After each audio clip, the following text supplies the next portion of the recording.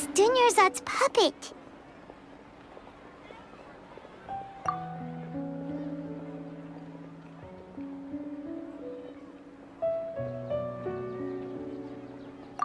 Traveler? You must be exhausted. Come to think of it, we've been stuck in this place for a really, really long time. Heck, even the last time we were chatting happily with Dunyarzad feels like an eternity ago.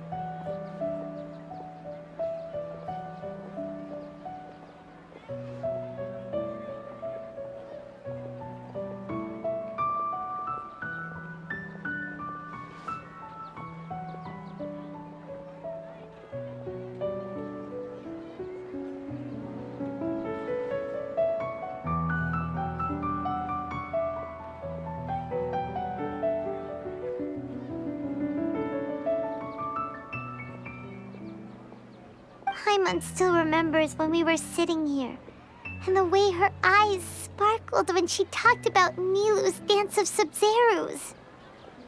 There will always be frustrations in life, but I know that the point of living is not to leave behind any regrets.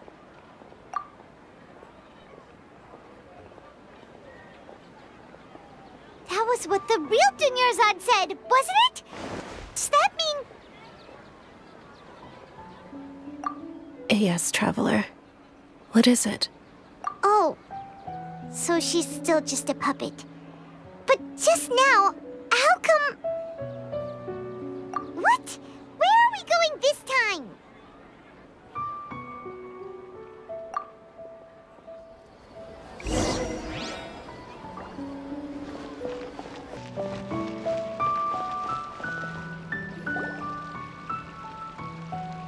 If you continue to resist, we will have to order an investigation into every single event organizer. The Grand Sage has already granted you much leniency. I advise that you exercise tact. How did things turn out like this?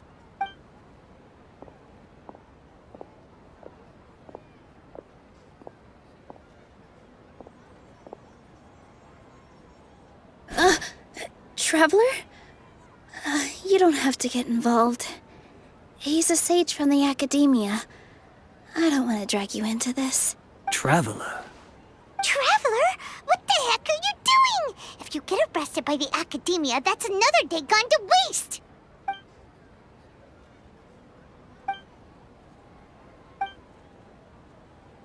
Wait, they're not reacting. Have they been scared stiff? Oh, of course! If this is the sage's plan, they wouldn't put themselves through this. So they're just substitutes. What is this? What happened to the Grand Sage and his entourage?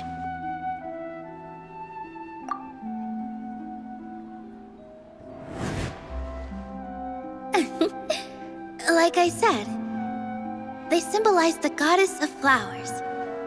It's just a shame that all the real Padisaras went extinct after her death. Yes. The Greater Lord brought forth new Padisaras in memory of the goddess of flowers. But she ultimately could never truly replicate that beautiful shade of purple.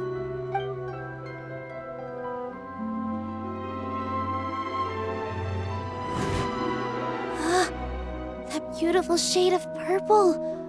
Aren't these flowers real Padisaras? Just like the ones from the legend? I didn't even notice. Dunyarzad, did you find these? But didn't you just say all the real flowers went extinct after the goddess of flowers passed away? So, how? Yeah. What's going on here? Huh?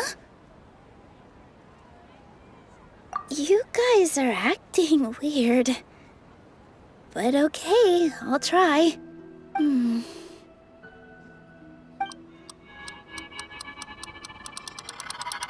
Hey! They disappeared! So Nilu's the host! What a surprise! Purple Padisaras don't exist in the real world anymore. But in Nilu's subconscious, they can appear as decorations on the stage. It's just like the example Nahida told us. People assumed there will be food on a plate, and Nilu assumed there would be real patisaras in the flower pots. So when you saw the flowers, you instantly knew it was Nilu? But if we want to end the samsara, we need the host to become aware that they're dreaming. How should we make Nilu realize that? Am I dreaming? Huh? So I'm right. Is this Lesser Lord Kusanali responding to our celebration of the Sabzeruz festival? Wrong guess, but you aren't completely wrong either. The point is, what made you think this is a dream? As far as you know, people in Sumeru don't dream, right? Yeah, but have you heard the tale of the first sage? To prevent a calamity, he went on a journey to find the Dendro Archon. Ooh, sounds familiar. Dunyarzad told us a story like that when we first arrived in Sumeru City. So it was about the first sage, huh? Yep, but in the part you heard, he hadn't become the first sage yet. There's more to the story. His piety and wisdom were acknowledged by the Dendro Archon, and she finally gave her blessing to him. All kinds of spectacular scenes appeared in front of the first sage, as if all the knowledge in the world was being painted onto a canvas right before him. He was captivated. After who knows how long, he mastered all the knowledge he could comprehend. Afterward, he said to the Dendro Archon, "I miss my parents, my wife, and my children. I've been away from home for far too long. They must be worried." The Dendro Archon smiled.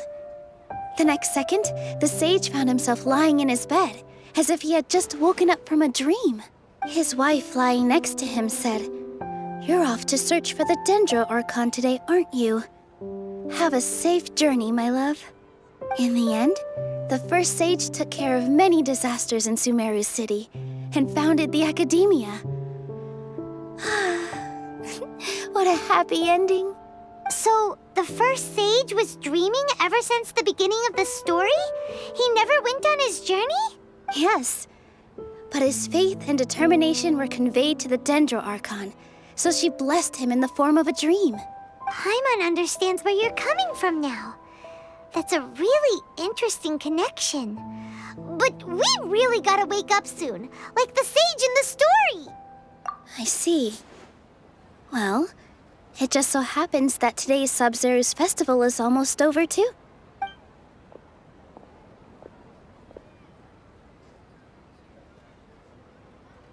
Since we're in a dream, let's make this final dance of Sabzeruz as beautiful as we can.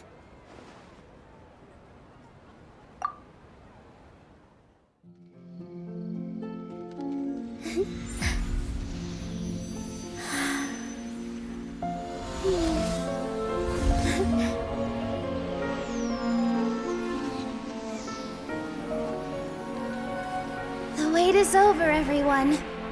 I dedicate this to our god, the dance of Sabzeruz.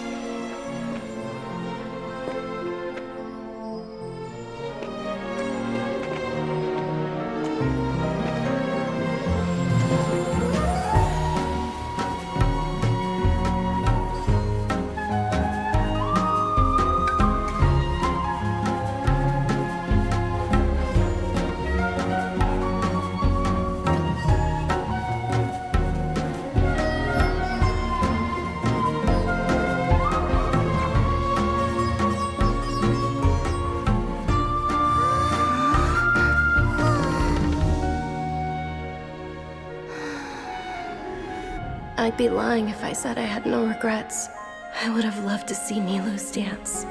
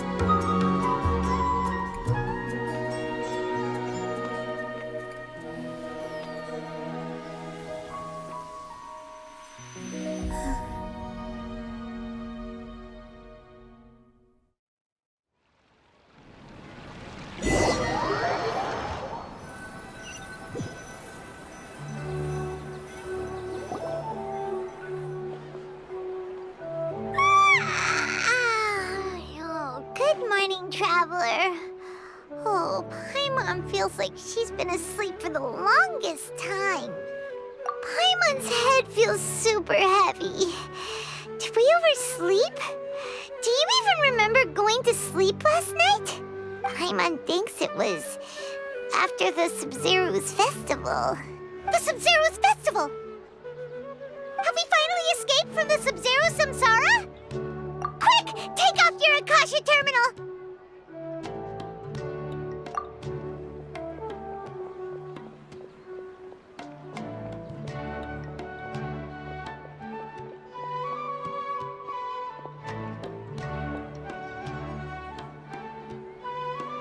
She's not in her room. What happened? Huh? What usual spot?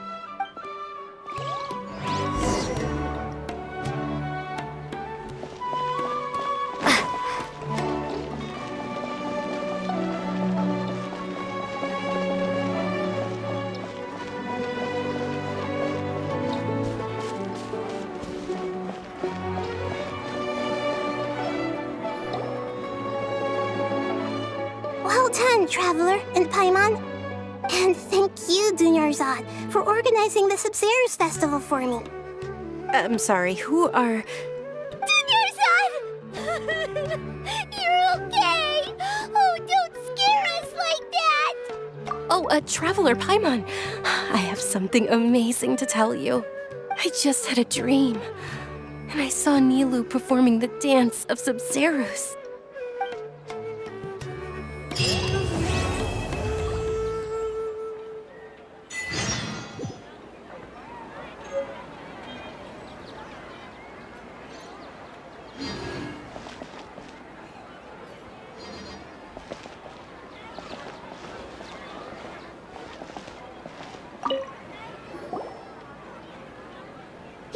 Actually Nahida, aren't you? Paimon felt like Catherine was acting weird when we met at the Sub-Zero's festival. And Dunyarzad, did you save her? It's a really long story. We shouldn't disturb her. Her consciousness is still weakened. Let's chat somewhere else. How about by the Traveler's favorite bench?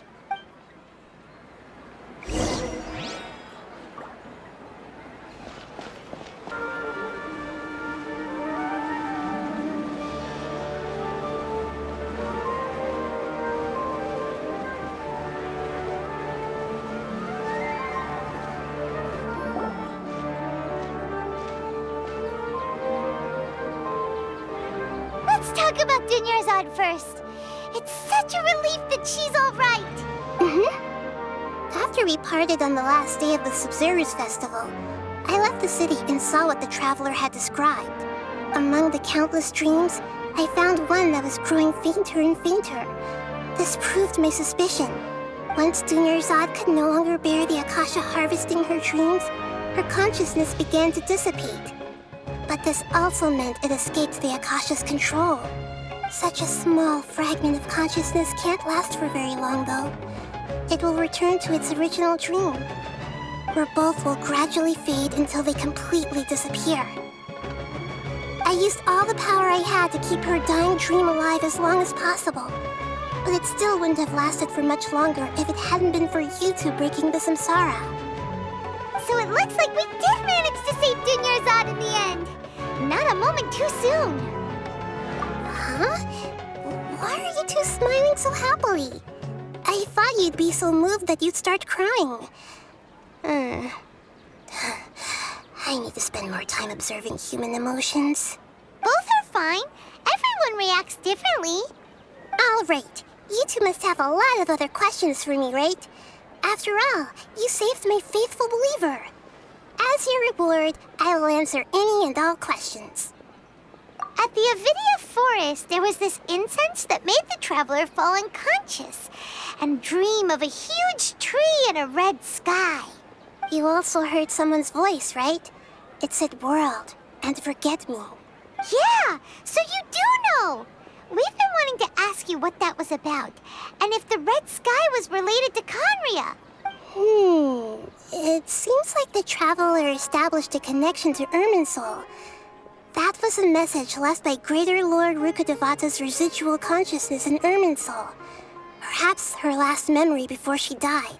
As you two probably know, Greater Lord Rukkhadevata disappeared after the disaster in Conria.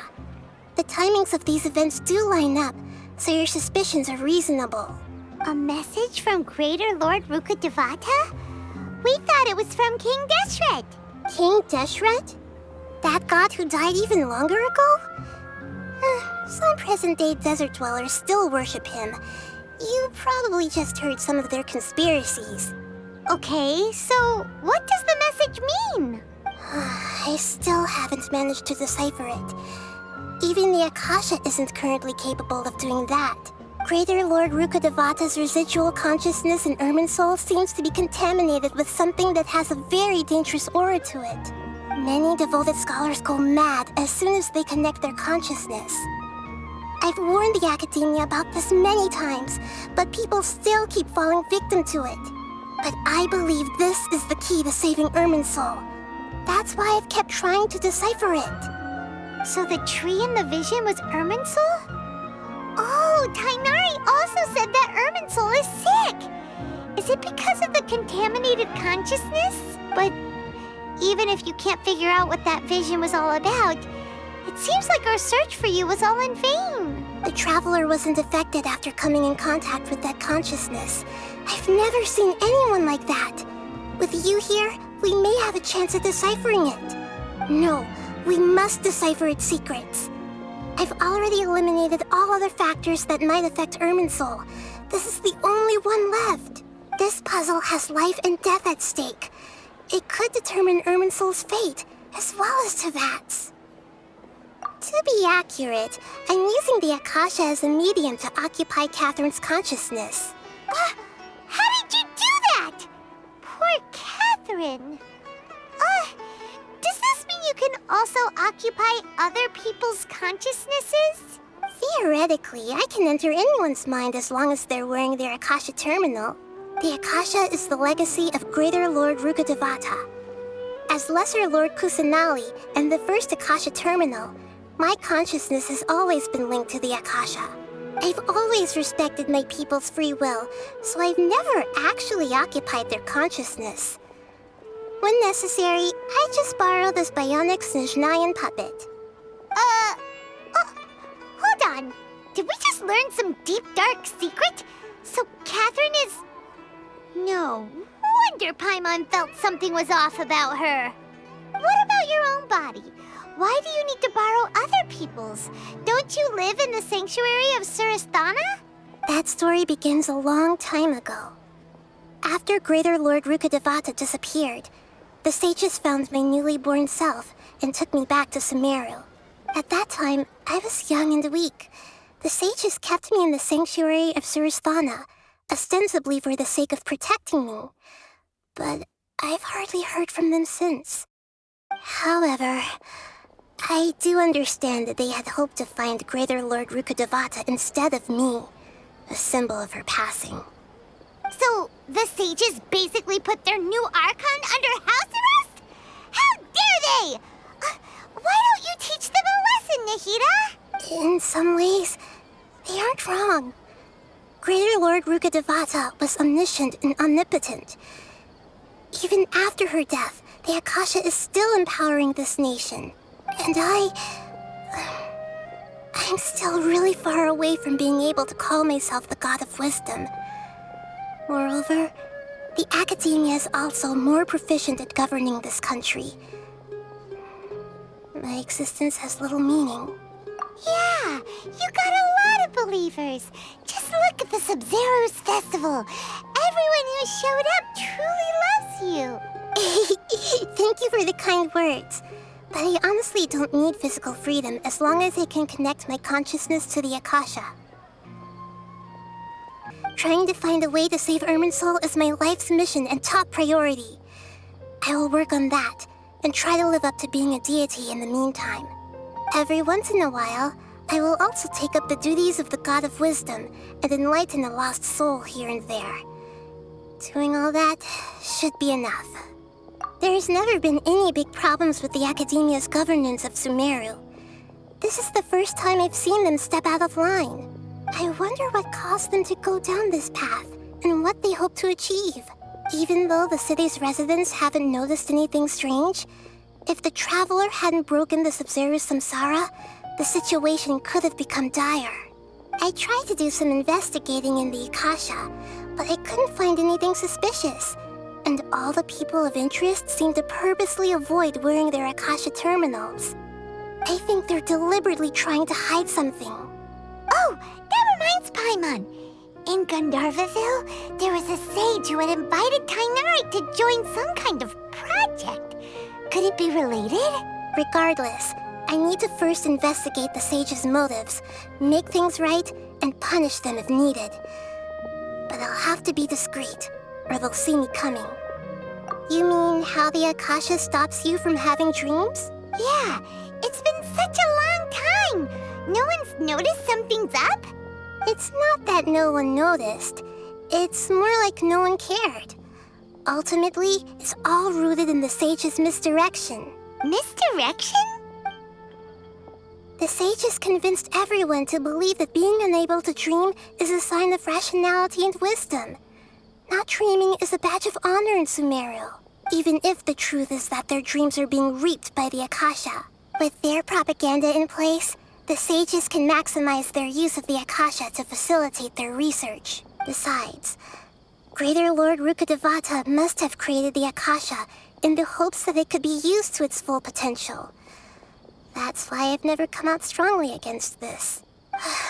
Anyway, the perspective advocated by the sages drowned out any voices of doubt. By now, even those who never use Akasha terminals find it too shameful and embarrassing to talk about their dreams. Got it! I hope my answers were satisfactory, seekers of knowledge. To be honest, maintaining Dunyarzad's fading dream took a lot of mental energy. I think I may need to rest for a while. Oh, and you don't need to worry too much about the sage's activities for now. The Akasha won't be able to conduct another project on the scale of the Sub-Zero's samsara. Go and get some sleep. Leave everything to us. What a relief. This is truly the most exhausting birthday I've ever had. Traveler? Paimon? Why am I here? Do either of you know? Maybe you were sleepwalking. You know you can't wake up a sleepwalker. We happened to walk by, so we thought we'd wait for you to wake up. I see. I should visit my maintenance personnel sometime. Oh, I'm fine. I better go. Thank you. We've spent quite some time in Sumeru City, but ever since we last said goodbye to Lesser Lord Kusanali, we haven't heard anything from her. Oh, we can't just keep waiting around like this. Let's go find Catherine and pick up some work so we can at least keep ourselves busy.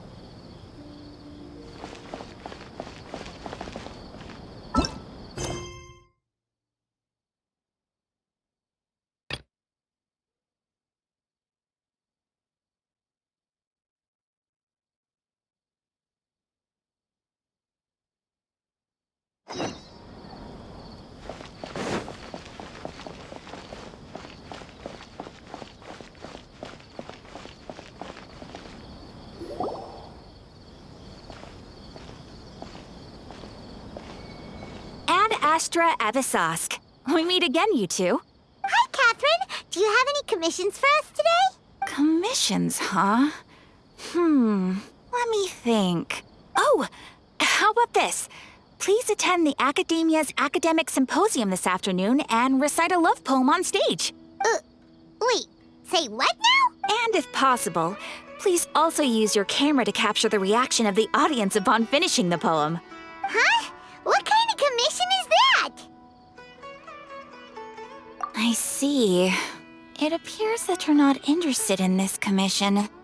In that case, please go to Port Ormos and convince the Eremites there to spend some time volunteering at the local orphanage. Hey, that's not any better. I'm sure the mercenaries will have some interesting reactions as well. Paimon's gotta ask. Just who exactly has been submitting these commissions to the Adventurers Guild? Oh, the commissioner? Well, actually, I just wanted to see the two of you in action. Was it so obvious? I was hoping you would actually take one of those commissions. That kind of chance to observe humans doesn't come by often. Ah, so it's Nahida. Paimon just knew Catherine wouldn't crack those kinds of jokes. When did you get into her head? From when she said, Ad Astra Abyssosk? So it's been you this whole time? Are you done resting up, Nahida? Yes. I've been sleeping ever since we parted ways, and I even had a really long dream. It was another dream about the Sub-Zero's festival, except it was a happy one. In my dream, I was sitting in the middle of a flower terrace, and everyone in Sumeru City was holding hands as they danced in circles around me. They danced round and round, and everyone looked really happy. I also got to sit on a gigantic flower carriage. Ferris, the Knight of Flowers, raised me really high above the ground, and I was throwing an endless amount of Yalda candies at the children. You know, Nahida, maybe your dream is how the Sub-Zero's festival really should be. It's meant to be a joyous time where everyone gets together to celebrate your birthday. Huh? Wasn't I describing a really happy dream? Why are you both looking at me like that? Wait, could this be an example of the emotion known as pity? No, we aren't pitying you. That would only make everything worse. We just don't want you to feel too sad. By the way, have you had a chance to visit Dunyarzad? How's she doing? The Homianis haven't allowed any visitors after the festival, so we haven't been able to check on her. Yes, I paid her a visit right after I woke up. She was resting at the time. Her condition is stabilized. However, since Elazar is a manifestation of the withering on the human body, we can only cure it by finding a way to take care of Irminsul's own withering. But for the moment, our top focus should still be figuring out what the sages are up to and what they're planning. Right. Who knows what'll happen if they manage to pull off another scheme like the Samsara of the Sub-Zero's festival.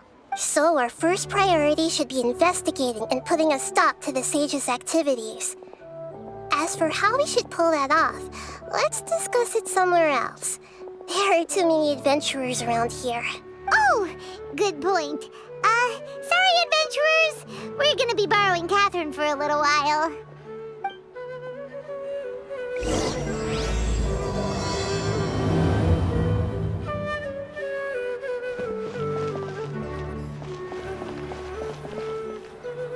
Let's continue our chat here. Okay, so do you have any ideas on how we can investigate the sages, Nahida? Actually, I've already done a little bit of work on that. But for now, I want to hear your thoughts.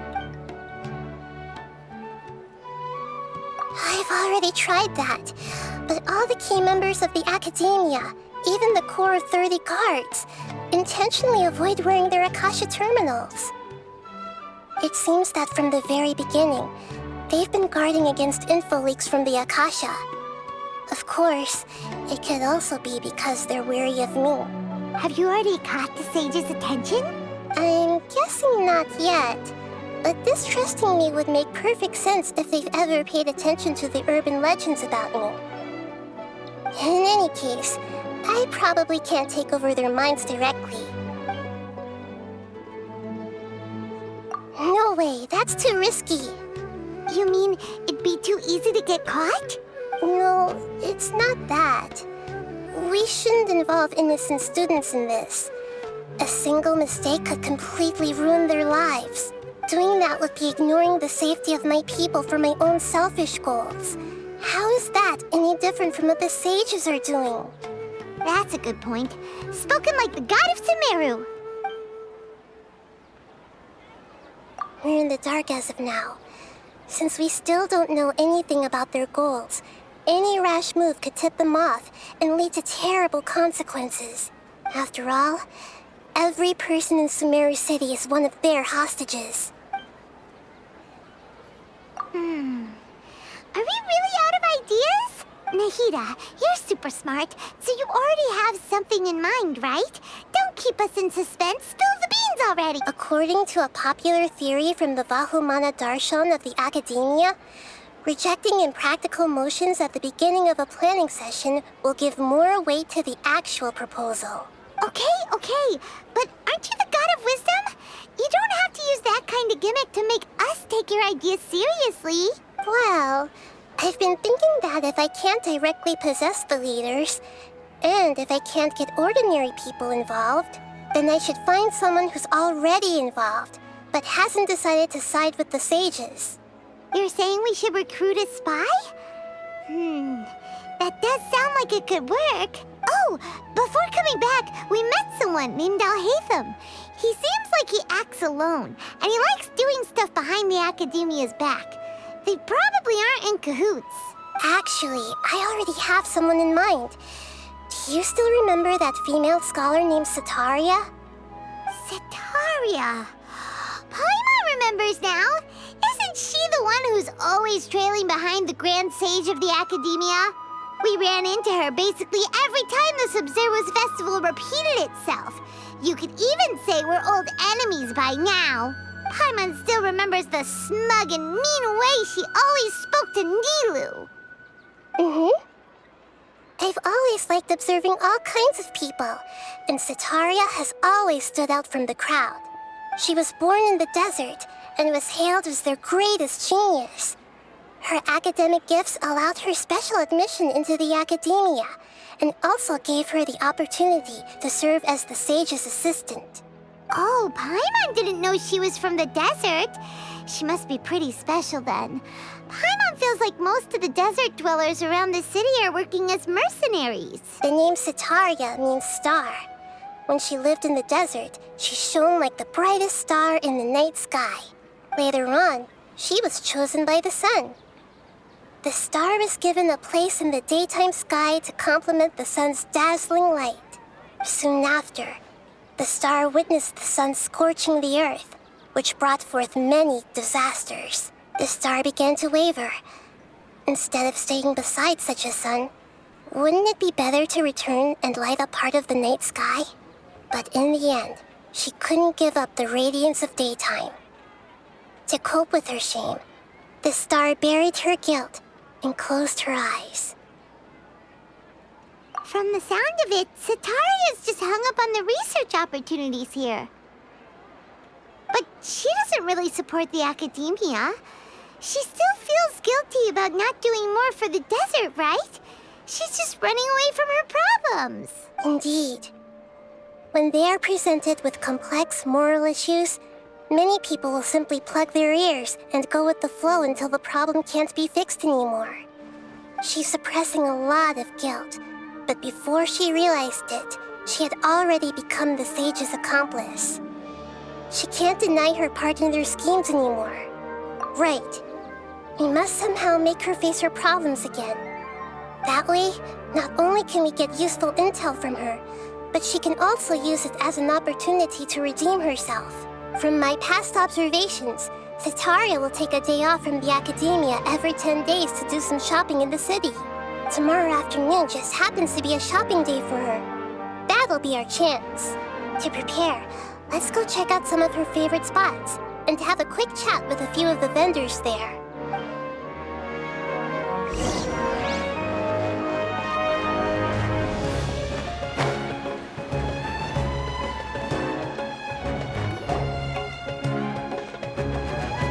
This should be Setaria's favorite fortune-telling spot. So should we ask the fortune teller about Setaria? No, I already have enough information on Setaria. The most important thing now is for you to pay attention to the vendor's talking style and key characteristics. Talking style and key characteristics? My poor lost lambs. Have you become troubled over your fates? The divine voice of wisdom often echoes between mine ears.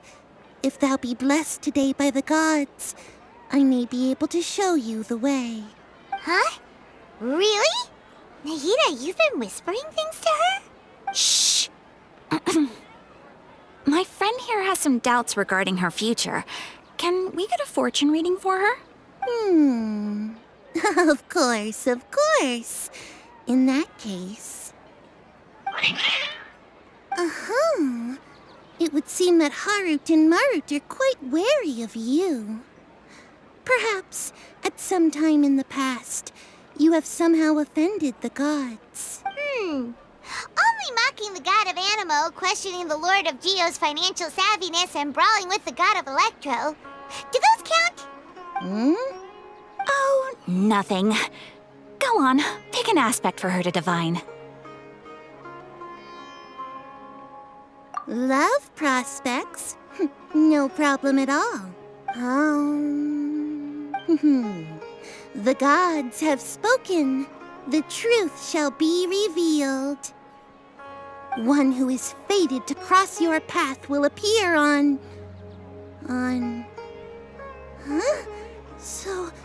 So many people will fall for you. How could that be?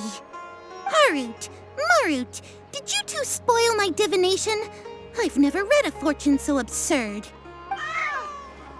Actually, Paimon thinks this is probably the most accurate fortune-telling you've ever done. I admit that the orientation of today's celestial matrix is, suboptimal. As such, there will be no charge. Is that so? Well, that can't be helped. If you were to bring some food offerings for Harut and Marut on your next visit, perhaps they could help you reverse the wheels of fate.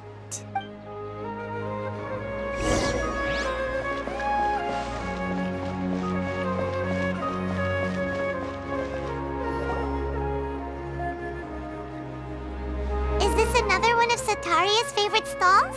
Yep. It belongs to a king. His father helped Sataria a lot when she first moved to Samari City, so she still comes by whenever she has time.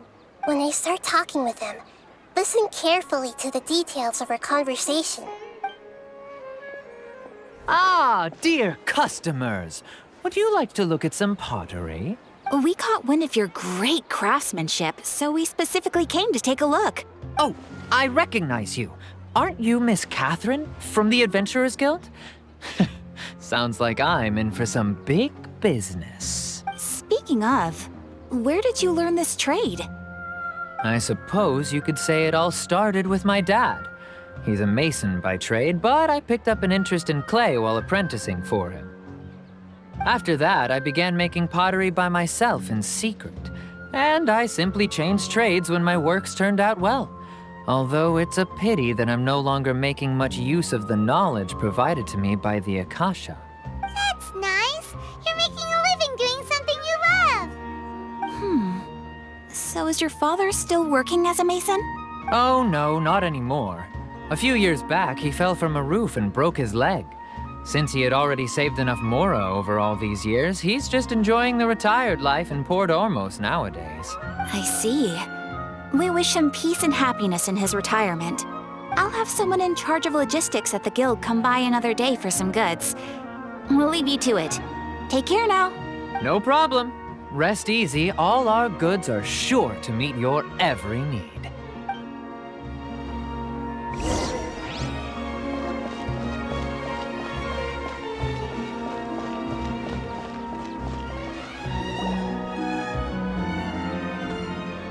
This should be our final stop. Sataria's always thinking of this restaurant when she's working at the academia, so she always comes by whenever she's out in the city. Nahida, you've really thought of everything. It's my duty to protect Samari's citizens, after all. Hi there. I feel like I've seen you down by the docks before. Huh? Sorry, I don't quite remember. If I recall, you were having a discussion with someone about shipbuilding at the time. Ah, that's right! I've always been really interested in feats of marine engineering. After all, I grew up in Liyue Harbor and spent my entire childhood staring at the ships going in and out of the port.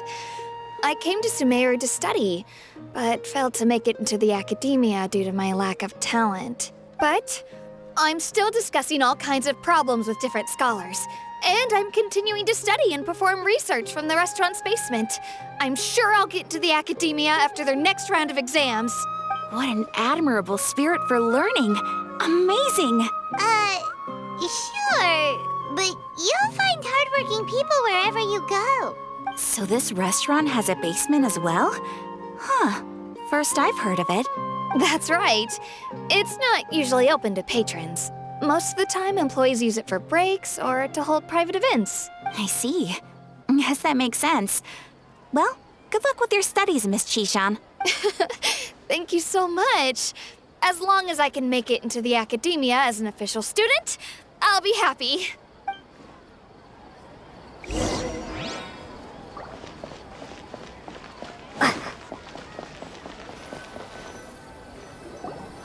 So, was that everybody?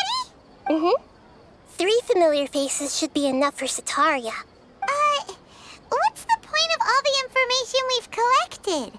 Nahida, you still haven't told us how you're planning to make Setaria face her problems. Setaria is already used to avoiding her problems, so we must find a way to break through her usual sensibilities. I remember you mentioned that the Eremites in Port Ormuz are all making a fuss about the upcoming resurrection of King Deshret. Although it's all just a boatload of nonsense, the fate of her homeland may turn out to be Setaria's soft spot. Oh, Paimon gets it now. You want to take advantage of the guilt Setaria feels about her homeland. Although she knows she should return home to help the people of the desert, all she's done is conspire with the sages. So how do we set that up? Well, King Deshret is long gone, and Setaria is also too smart to fall for any simple tricks. If we simply engaged her under the guise of King Deshret's believers, she would definitely be wary of us, and we may not get anywhere. But if we were to borrow some of her close acquaintances to talk with her, her reaction would probably be very different.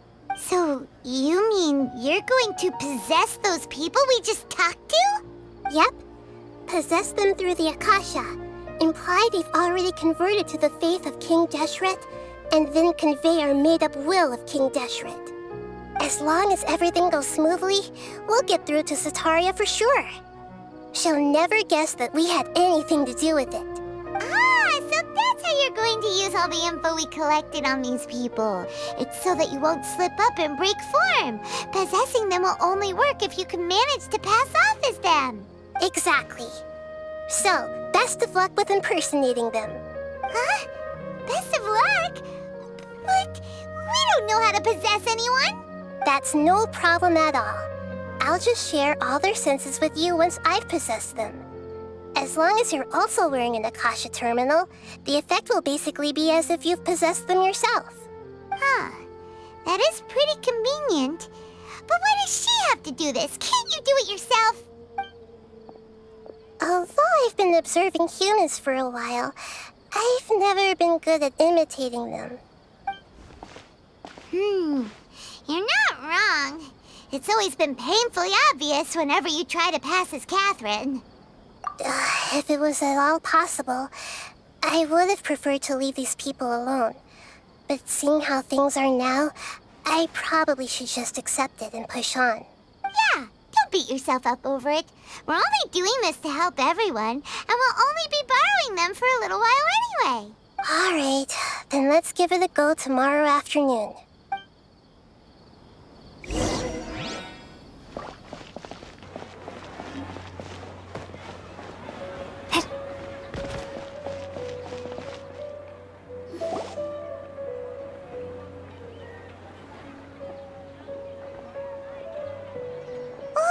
Here she comes. Setaria's here. Let's quietly follow her. Once she starts talking to her acquaintances, we'll find a safe spot to begin possessing them. As for how we'll sway her to our side, I'll leave that to you. I trust you'll know what to say. Paimon's starting to feel kind of nervous. Okay, let's go. Looks like they've already started talking. Let's find a hiding spot and get started.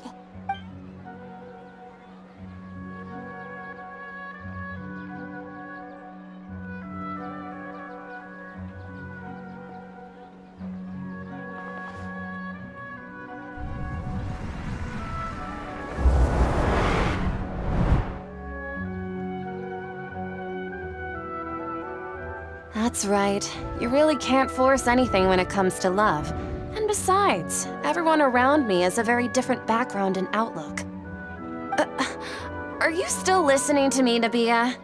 Oh, of course I'm listening. You were talking about troubles with your love life, right? I heard everything you said. Okay then. You just seemed a little distracted for a moment there. Strange. Your cats seem pretty worked up. Is something wrong? I always thought they were quiet, happy kitties. Oh, what are their names again? Ah, that's right. They are just little darlings, aren't they? Harut and Marut. So, which fortune do you want me to read for you today? You must have come for another echo of the divine voice of wisdom. I'd like to get another reading on my love prospects, but to be perfectly honest with you, I feel like I've been a real mess recently. A mess? Well, could you do a reading on how long it'll take me to finish my current project at work? I really just want to get it over with. I hear you. No problem at all. The gods will reveal the truth.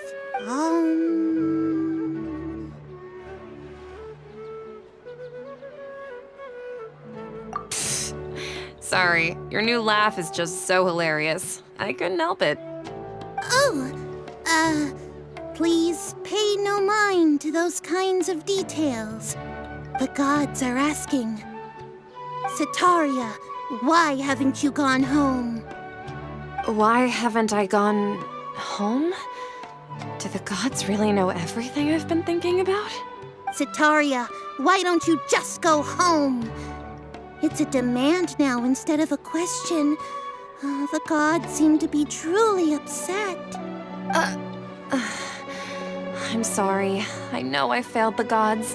Please pass on my most sincere apologies and ask for their divine forgiveness. And if I may ask, Nabia, is there a specific god who's speaking to you right now?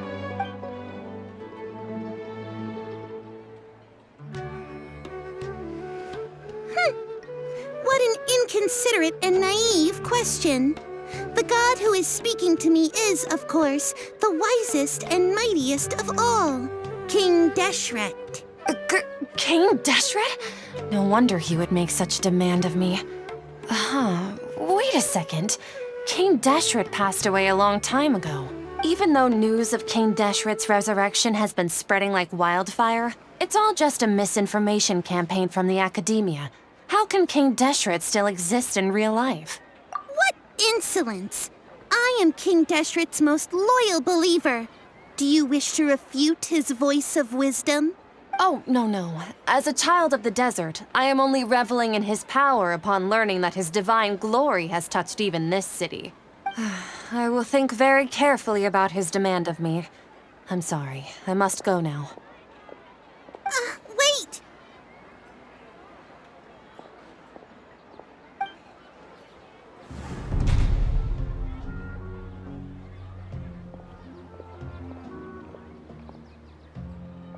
Ooh, she just ran off in a hurry. She looked pretty upset too. Well done. Setaria didn't seem to suspect anything amiss. To have something she's been trying desperately to avoid show up out of nowhere and berate her, that must have shaken her to the core. Aw, Nahida, it seems like you understand human emotions really well after all. All I know are some abstract Haravatot theories. And in any case, my time with you has shown a lot of them to be utterly useless. I'm still trying to make sense of everything.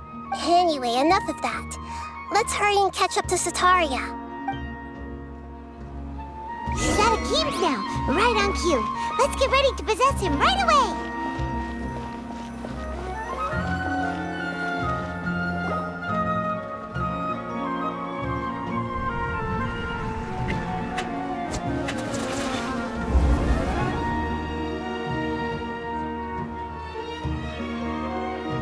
It's okay.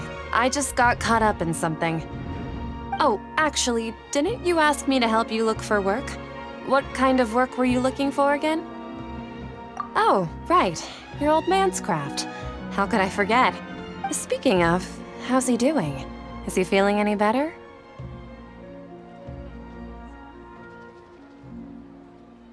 Oh, that's good to hear. I have been thinking a lot about him. If I could get some more time off, I'd love— Actually, while we're talking about him, is he still living in Port Ormos? Yeah, he's been retired there for a while. If you could find the time, please write him a letter. Let him know that recently, faith in King Deshret has taken root in Port Ormos. He has a quick temper, and has always been a devout follower of the Dendro Archon.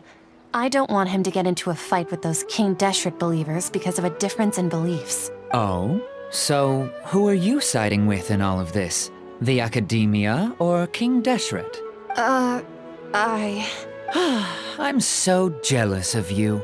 You were born a child of the desert, yet you chose to betray King Deshret, and now you spend all your time with those crooks from the Academia. Akeem, you don't mean... You've also become a believer of King Deshret?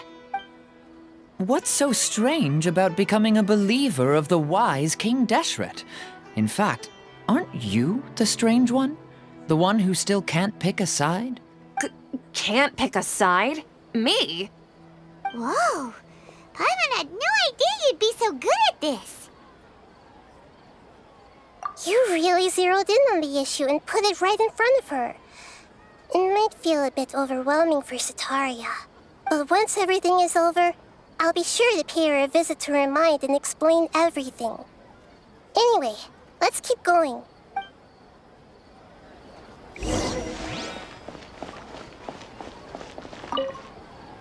Come on! Setaria's already started talking with Shishan.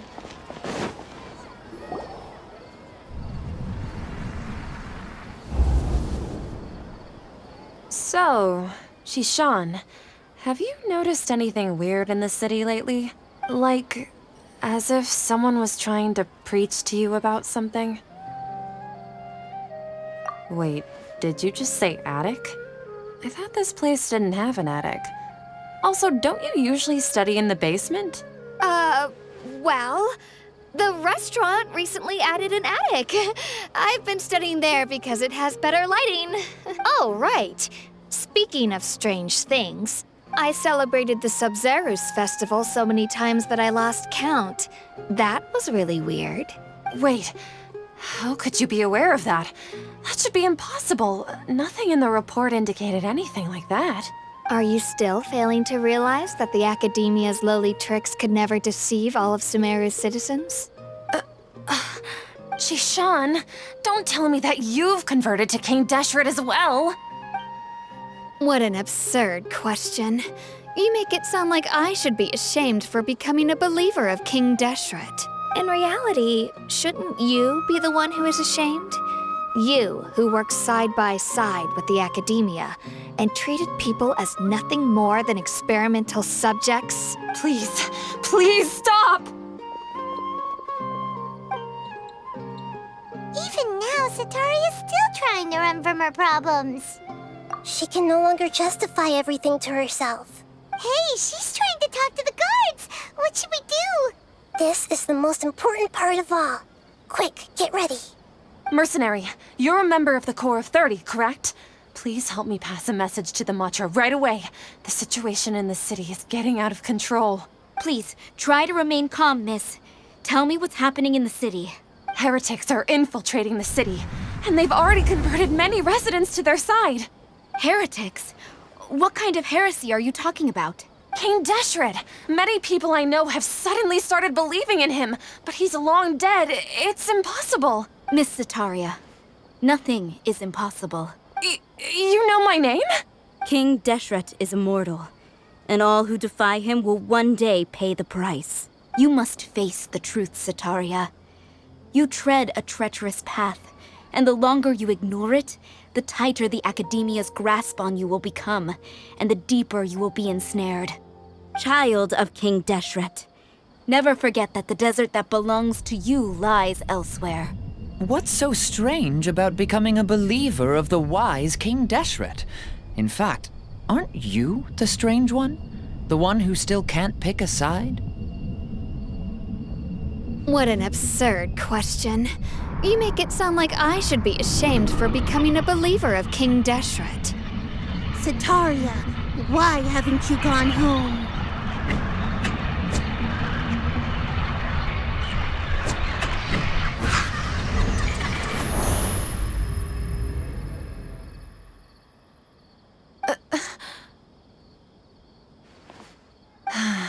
It seems that no matter where I run, I only keep finding more believers of King Deshret. I have to say, this is a familiar feeling. I've also been running from my guilt this whole time.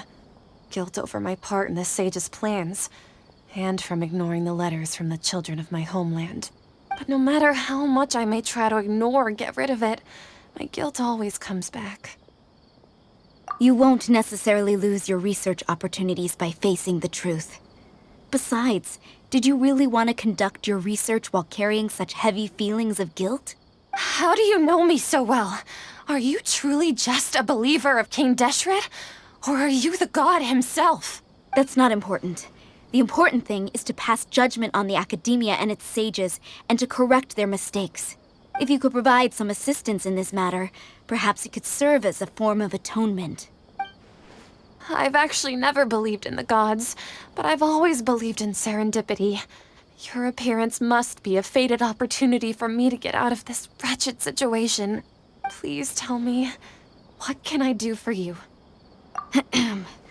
How much do you know about the sage's current activities?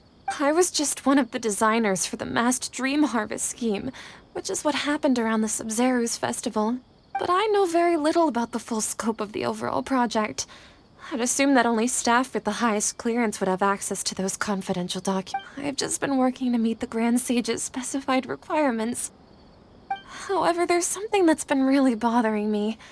I heard that a scholar who was previously expelled has returned to the city, and even the sages are still quite wary of him.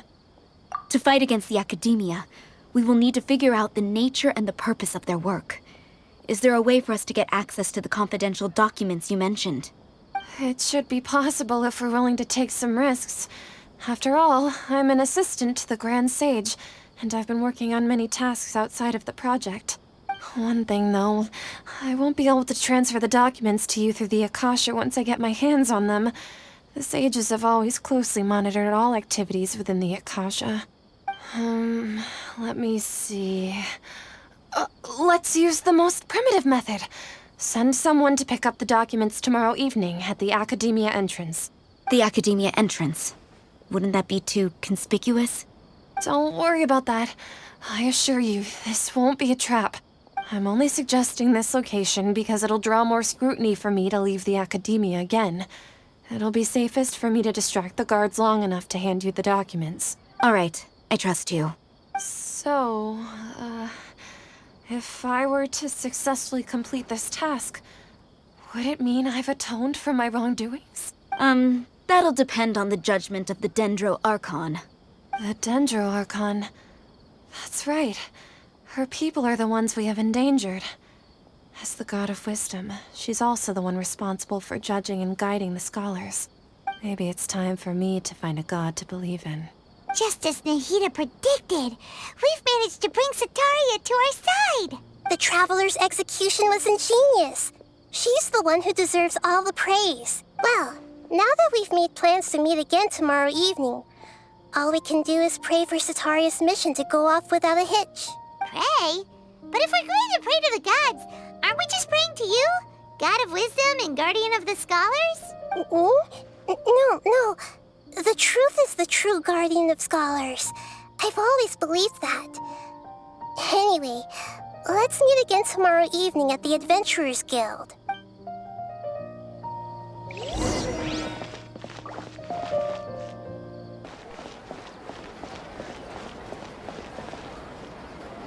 Catherine, we're here! Oh, you are the other Catherine, right? That's right. I suppose I'm the other Catherine in your mind. Shh!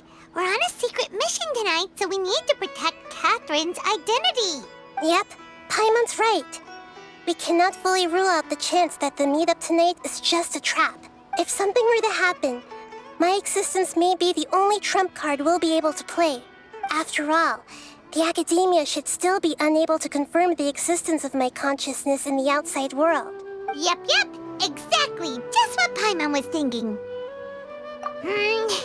Anyway, enough about that. Let's just make sure to be on our guard. Off? What do you feel is off? It's the middle of the night. Of course it's quiet. You're not getting paranoid, are you?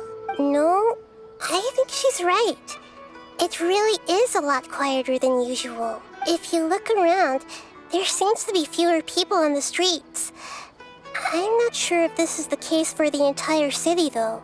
Huh. Maybe it's just a coincidence. Maybe Setaria figured out a way to not only distract the guards, but also to get everyone to go to sleep early.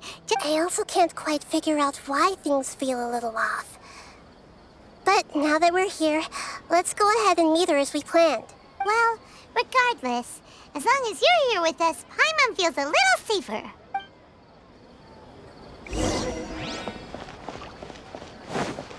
Huh. There really aren't many people out right now. Let's hope it'll be this quiet in front of the academia, and that Setaria managed to distract all the guards.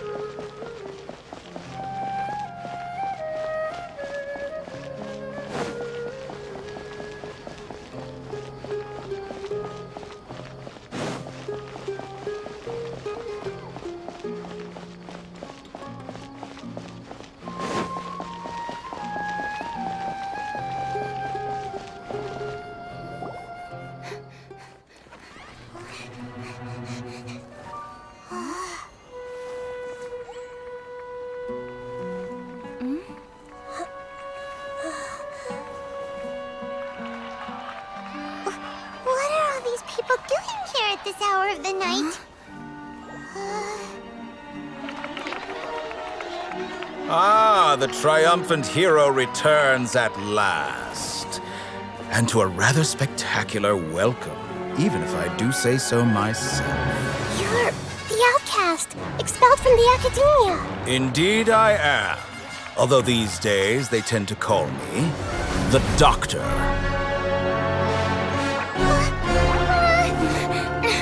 If you're looking for your researcher friend, she has already been taken into confinement. With some basic caution, she could have discovered the listening device on her person. Clearly, she lacks the degree of rigor expected of a true scholar.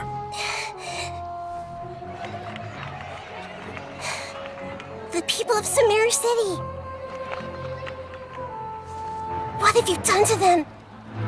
I simply made some minor adjustments to their Akasha terminals. Now they can deposit information directly into the subconscious. As you can see, all these lovely people now believe this traveler is a hero who has just saved the world. My experiment is a success. And now it seems they can no longer hold back their sheer adoration. No, what should we do? These are all just regular people. Leave now. You need to get out of here. What?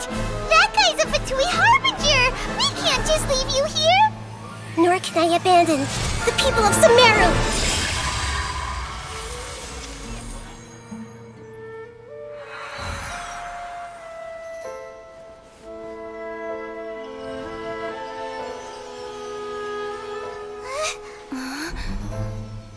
Don't worry. We'll meet again outside of the city.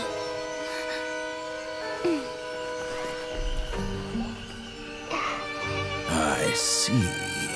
You appear to have overridden their mental faculties with your own consciousness. To possess such a powerful mind, you must be the god of wisdom.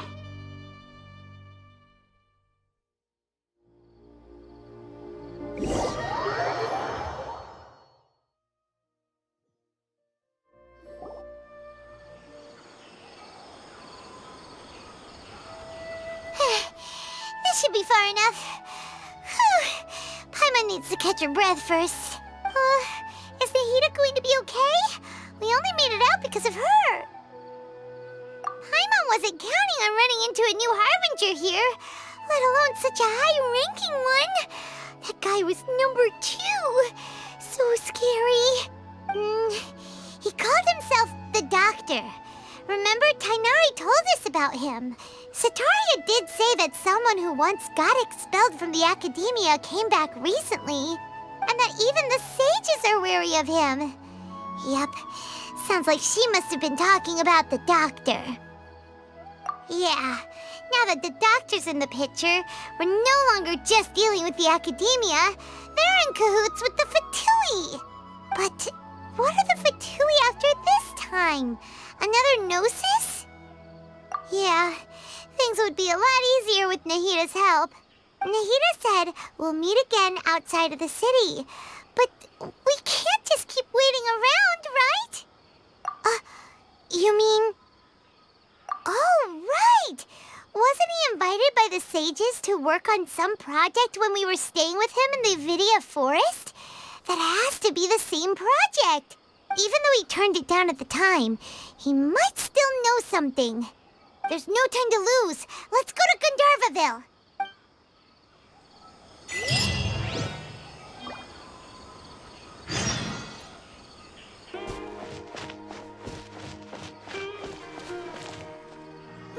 Hold it right there.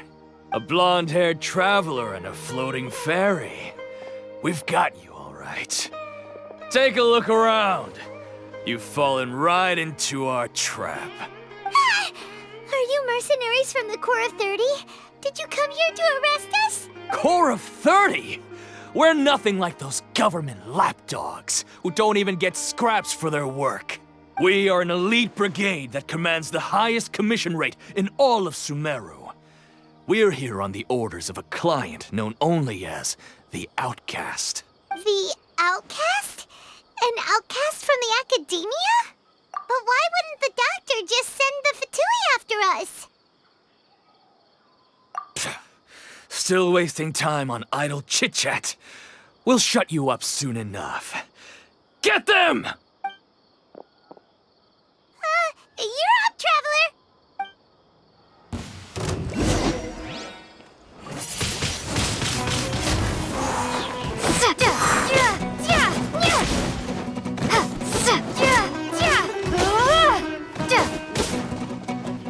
Take that!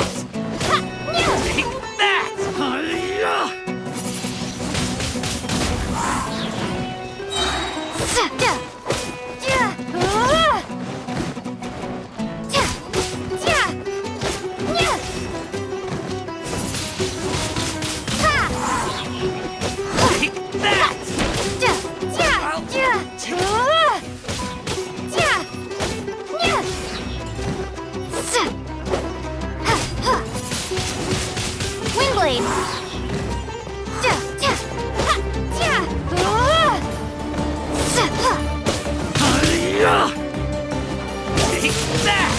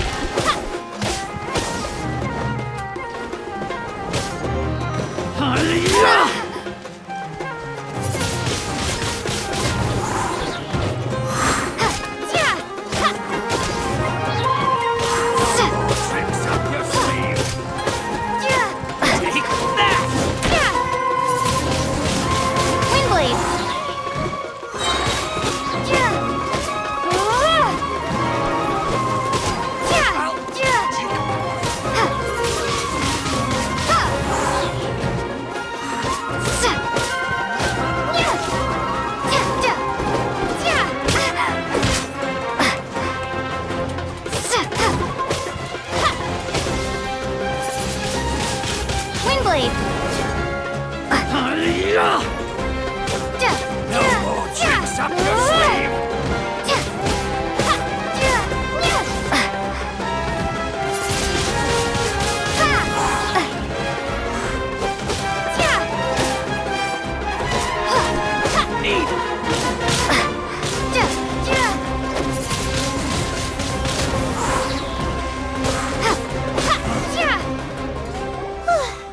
That was pretty rough. Is that what elite mercenaries are like? Yeah, looks like we'll have to keep our guards up. But this doctor guy seems like a pretty tough opponent. He knew exactly where to set up an ambush. Did he predict that we would try to find Tighnari? Going up against smart people is tough. Anyway, let's keep going.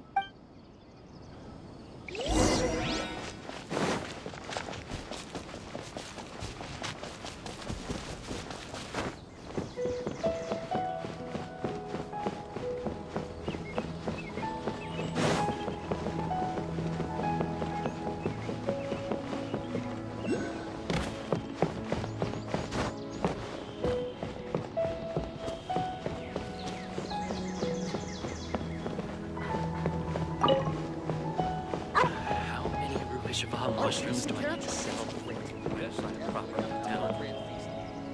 Oh, it's the Traveler and Paimon. What are you two doing back here? Kale! It's nice to see you again. Are you doing all right? To be honest, I'm not doing too well. My Elazar has been progressing at a faster rate lately. I'm finding it harder to complete more intricate tasks. As a result, Master Tighnari is taking me off the patrol schedule. He will only allow me to stay here and coordinate other people's tasks. Oh, Kale. Speaking of Tighnari, did he go off on patrol? We're here to talk to him. Oh, Master Tighnari? He just left the Avidia forest a little while ago. He was headed to Parte's DI. He left? But isn't Tighnari always saying that he never wants to leave the Avidia forest? He even turned down the sage's invitation. I thought it was weird too. Master Tighnari always prioritizes his work as a forest watcher above everything. He almost never leaves his post. He left in a hurry this time though. No, I only found out that he left through a message he left behind. He also made sure to delegate all his tasks using a schedule. To leave in such a hurry? I'd guess he had something urgent to take care of.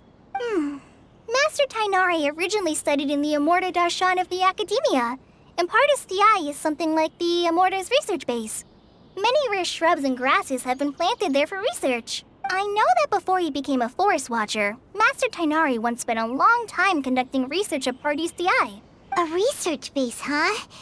Gotta wonder what kind of research Tighnari just decided to work on all of a sudden. Oh, we don't have a lot of time, so let's go look for him at Parte's DI. Don't worry. I'm fine. I'm used to living with Elazar by now. If you run into Master Tighnari, please send him my regards. Got it. Will do. See you later, Kale. I had already made up my mind, to be honest with you, so I didn't try to hide my current condition. Don't worry about me. He'll be fine.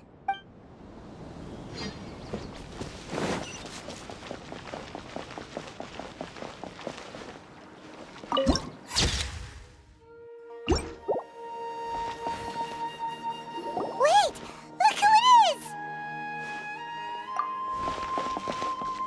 Thank goodness you're okay. We were so worried about you. Hey!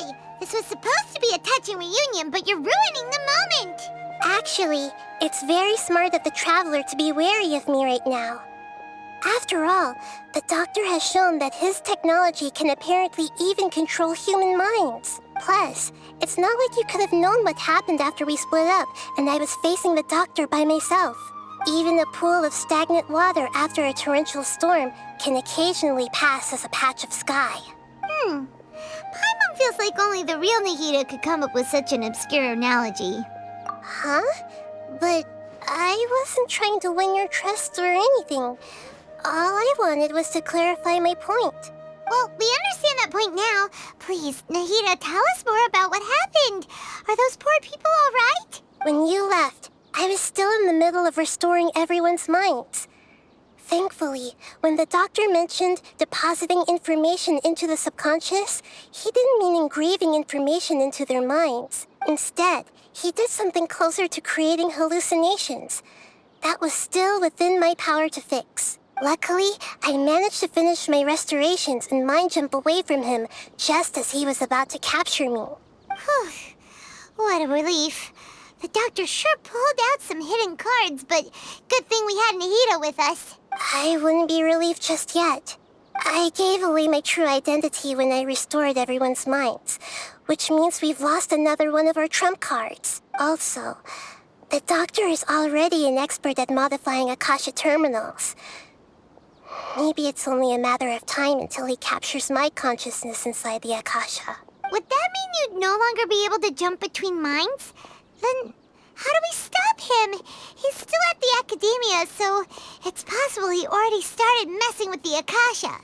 Ugh, it feels like he's toying with us. What a nasty piece of work. Plus, the doctor's combat ability alone is apparently enough to make him worthy of being number 2 of the Fatui. We shouldn't give up hope just yet. Let's try to find another way to attack this problem.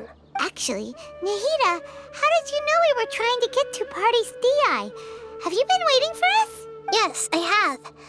I can see the traveler's elemental energy, so I deduced your destination by looking at the direction you were moving in. You didn't come here for sightseeing, right? Did you find any leads? We're looking for a scholar we know. His name is Tainari, and the sages once tried to reach out to him. Why don't you come inside with us and see what we can find? Okay. Let's just hope we won't get him into trouble.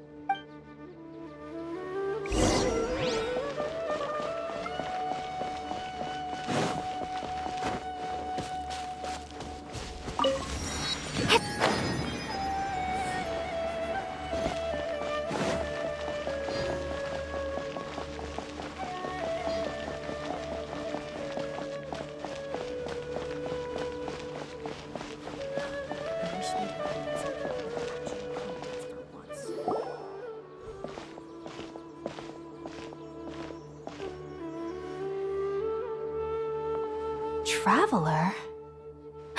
It is you! Ah, it's Hypatia! Ah, what a pleasant surprise! It's so nice to see the two of you again. Who's this? She's a scholar we met in the Avidia Forest. When we last saw each other, she was still training in the... what's it called? Satyavada life? Oh, I see. That's right, we're old friends. You've come at just the right time. Ever since I've come here, hardly anyone has even talked to me. Hypatia, you're way too excited about this. Actually, for you to leave the Avidia Forest means... you're not in training anymore? Wait, no. Did you already finish your training and reach Pariporna life? What do you think? My consciousness has already managed to make contact with the divine. You did it? Congratulations! It's so exhilarating to share this sublime joy with others at long last! When my consciousness made contact with the gods. Ah, what a supreme and unparalleled experience that was! That sounds incredible! Oh, all right. Actually, please wait. I haven't forgotten my promise to you. Remember? I promised to help you understand what you saw from Irminsul once I gained deeper insights. My current self has not only gained true insight, but I can even help you establish a direct connection to the consciousness of the divine. You can do that? I've never heard of anything like that, but if you want to give it a try, I'll do my best to protect your consciousness during the process. Hold on. I brought some spirit-born ale with me. This is still a crucial part of the ceremony. We're using that incense again? All right now. Hold my hand.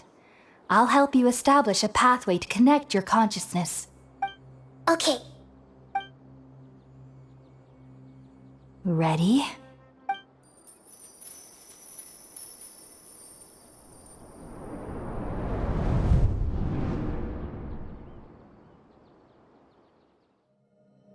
took 3 betrayals for me to finally understand.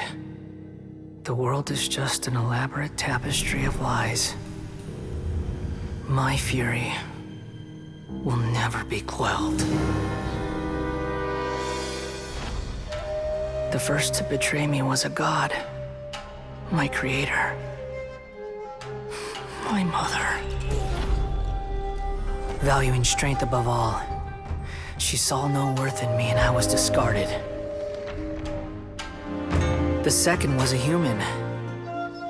My family. My friend. Consumed by fear, he saw me as an abomination. The third was one exactly like me. A hope for the future. A fledgling barely out of the nest. Powerless before his mortality, he broke his promise to me. Humans, they can't be trusted. And the gods fill me with pure loathing. So I said good riddance. I denounced the world and laugh in its face. My chest will never again be defiled by worldly filth. I will scrub away every last trace of human emotion. Then it will be empty, a blank slate, and ready to receive a supreme gnosis, brimming with pure divinity.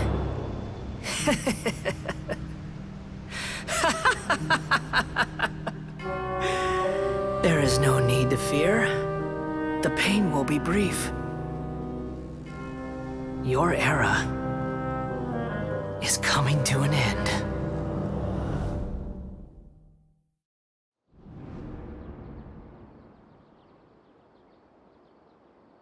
What was that?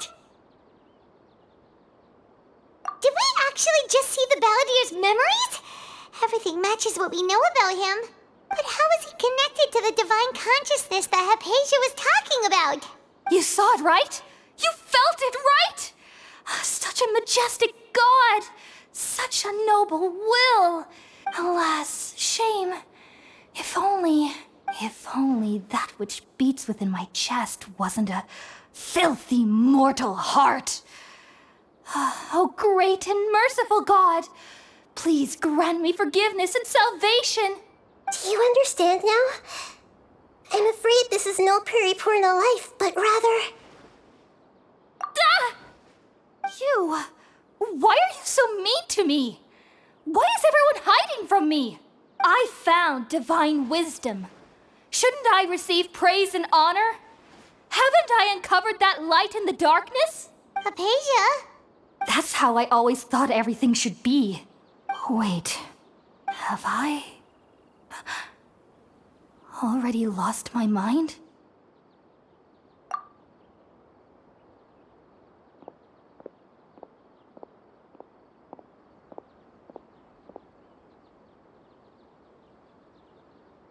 Wait, something isn't right.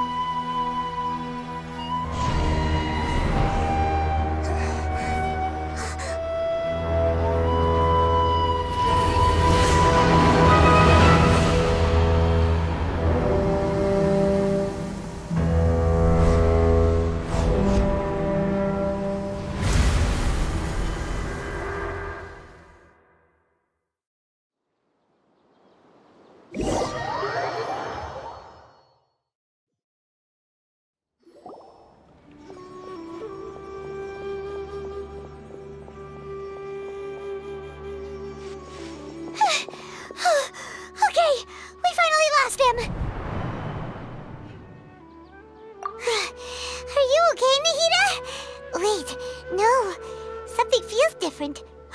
You're back! Oh, the Traveler's back? Nahida was controlling your body for a while. It seemed like she jumped over to you as an emergency measure right before the cavern puppet was destroyed. After that, Tighnari heard the commotion and came over. He helped us defeat the mercenaries and then he ran with us all the way here. What? You swapped places? You mean your consciousness also went into Nahida's body? Wait, then where is Nahida's consciousness? Where is she now? I never imagined that an individual's consciousness could be transferred around like this. Had I not seen it with my own eyes, I would have never believed it. I don't think this can be achieved with current human technology. Also, while we were running, the consciousness in your body told me to pass on a message. She said, "The doctor has found a way to trap my consciousness, so I can't journey with you anymore. But even in a moonless night, a shower of starlight can still drown out illusions and lies." Oh no! Nahida's trapped in the sanctuary of Surasthana for good this time. Was that message all she left for us? It's pretty vague.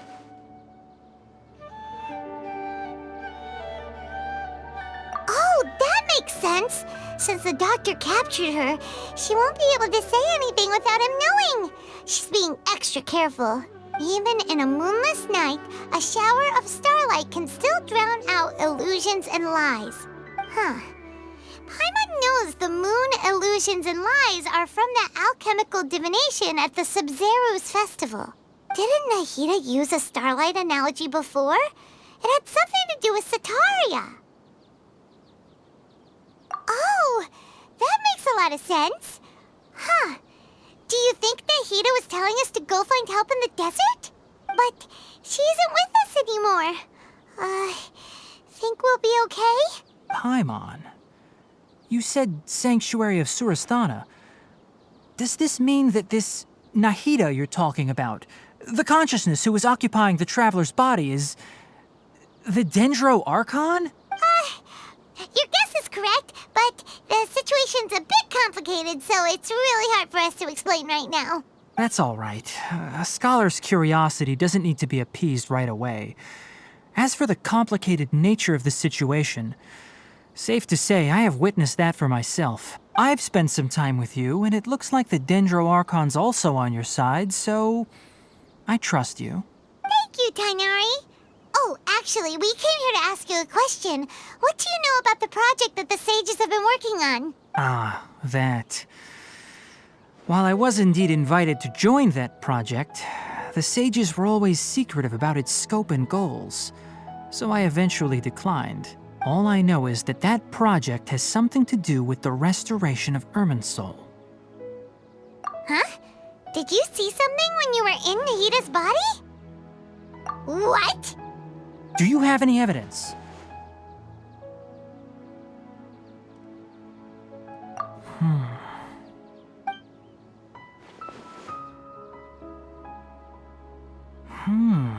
So that's what happened. That explains why Hypatia's symptoms were different from those of the other scholars who went mad. It's because she made contact with the consciousness of a new god who is still in the process of being born. Tighnari, did you leave the Avidia Forest because of Hypatia? I did. I noticed Hypatia's mental anomalies, but since her symptoms were rather atypical, I secretly took her to Parte's DI and began searching for a way to return her to her normal self. If I didn't take action, Hypatia would have already been taken by the Matra to the desert, doomed to a life of exile at Aru village.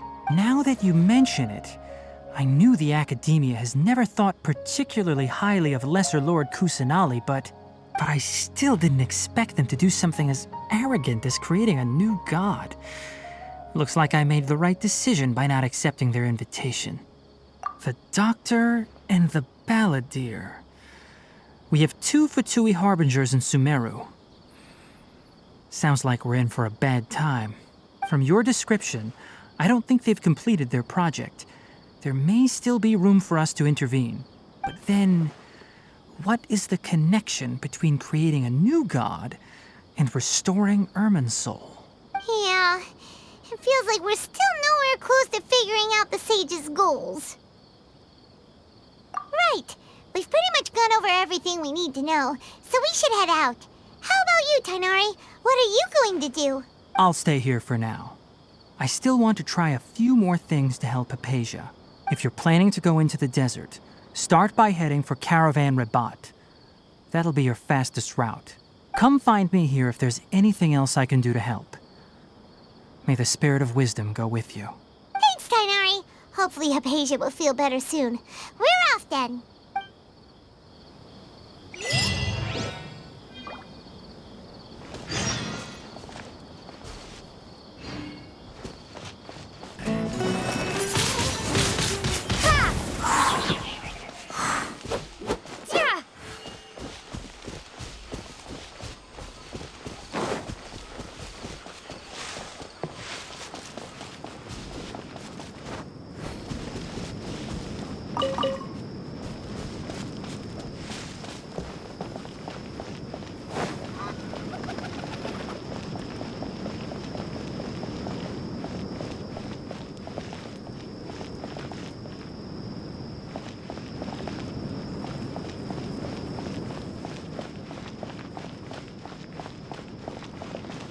Because things are so, ergo they are such. We finally made it to Caravan Rabat. It's pretty lively here. So, just past this wall is the desert, huh? Oh, wow. Paimon remembers hearing people call this the Wall of Samiel. It's made to block sandstorms from the outside. Oh, if it's this tall, it's gotta be the divine work of Greater Lord Rukkhadevata, right? Enough gawking. Come on, follow me. Huh? Over here. Oh, Ethan went that way! Let's hurry up and follow him. Wonder what he's up to.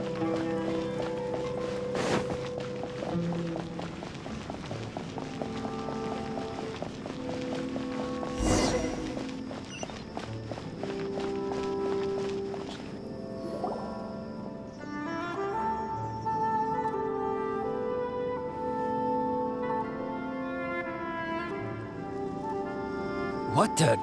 Where did she go? How did we lose them? They were just here a second ago. More Eremite mercenaries? Who are they working for this time? Anyway, Traveler, it seems like we were being followed again. You were too careless. You should have noticed those hopeless amateurs trailing you a long time ago. There's no need to thank me. I've never cared to keep track of personal favors. All I did was correct a mistake I happened to come across. It's a habit I developed at the academia. You really gave Paimon a scare, Alhaitham. We never thought we'd run into you here. Last time we met at Port Ormos, didn't you say you were going back to the academia? Wait, don't tell Paimon that you're here to take us back on their orders. Oh, so you've already landed yourselves on the academia's hit list. I can't say that I didn't expect it. However, had I wished to turn you over to the academia, don't you think you'd already be the Eremites' honored guests by now? Oh, right. You do have a point. I have no interest in running errands for that project. As a scholar, I've always belonged to the camp that promotes researcher autonomy. And these days, you're more fascinating than anything the sages can offer. Not quite. To tell you the truth, I'm still investigating the divine knowledge capsule. Unfortunately, I've run into some difficulties. Everyone says the capsule originated in the desert and was eventually moved to Port Ormos. If I am to get to the bottom of this, I must understand how the capsule first came to be.